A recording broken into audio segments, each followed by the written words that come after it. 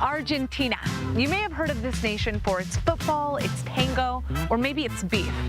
But this Southern American country hides many secrets, and I'm about to take you to see one of them. Between the never-ending flow of beer to the restaurants dedicated to the art of the sausage, to the lush green forests blanketing this town, you might guess that I'm in Germany.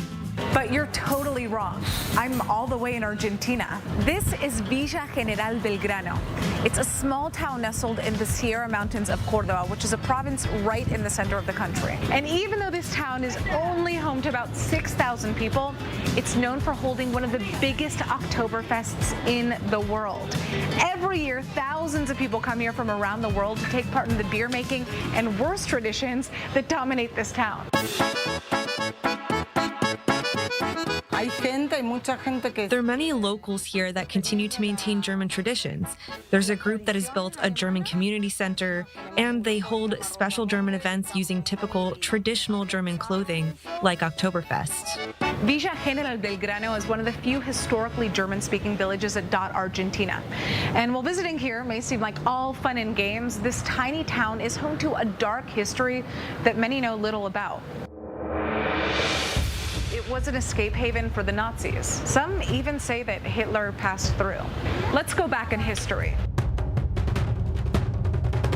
When World War II broke out in Europe in 1939, it changed the face of the world, even all the way in the most southern point of Latin America. Here in Argentina, General Juan Domingo Perón was rising to power in the 1940s, bringing along with him fascist-friendly ideas.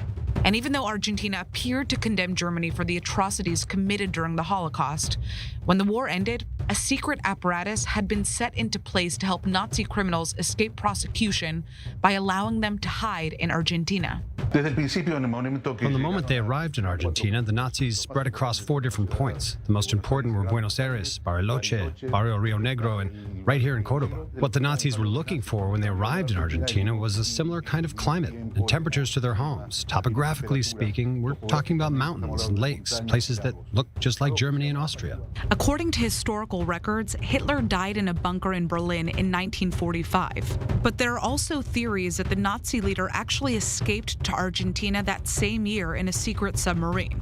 Some say he lived his final years among these very mountains. I believe they're more than rumors. Hitler was in the province of Córdoba, specifically in a town called La Falda. He was there in 1947, according to lots of data that I've collected from multiple sources in the area. Pablo Weschler is a journalist that has been filming a documentary about Hitler's alleged escape to Argentina since 2005. And he says he has the information to prove it. First of all, I traveled to La Falda and I met with local historians that provided this information. I interviewed Miss Catalina Gomero, one of the only 2 people who agreed to speak about this. She said in 1947 she was a waitress and served Adolf Hitler in Hotel Eden in La Falda for the course of 3 days. Hotel Eden's just a couple dozen kilometers from Villa General Belgrano, and what is for sure is that Hitler was in the province of Córdoba. There are also reports that say the Eichhorn family in La Falda were making lots of preparations to help Hitler arrive to Hotel Eden. This information comes directly from the Americans. The FBI passed this information along to Edgar Hoover, who at the time was the director of the FBI. The question I still have is, why didn't they go after him? We'll never truly know, but Argentina is a nation of complex contradiction. My family is from Córdoba, Argentina, and has been here for generations. We're Jewish, and luckily for me, my grandmother and her immediate family escaped to here from Europe when World War II broke out. That's why, as a teenager living in Córdoba, I found Argentina, my family's country, a nation full of confusing contradictions. In this country, many Jews have found a safe haven, but so have many Nazis. Here in Villa General Belgrano, the village has managed to maintain the more charming side of its history.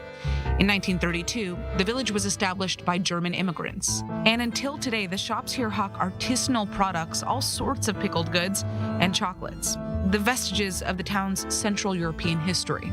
My grandparents came from Germany and Austria. They already knew there was a German colony here that was looking for new residents, and so that's how they came to immigrate to Villa General Belgrano. We continue maintaining the German language in our house. Both my husband and I speak German, and we made sure that our daughters would also know the language.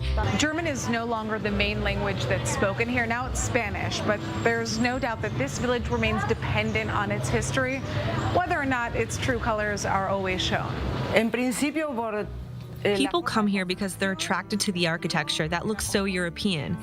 I'm Argentinian. I was born here in this town, so I'm more Argentinian than anything else, but we have an affinity to our German history. It's important to transmit this to our children, and that they should be proud of the sacrifices that their ancestors made to come here and build this beautiful town.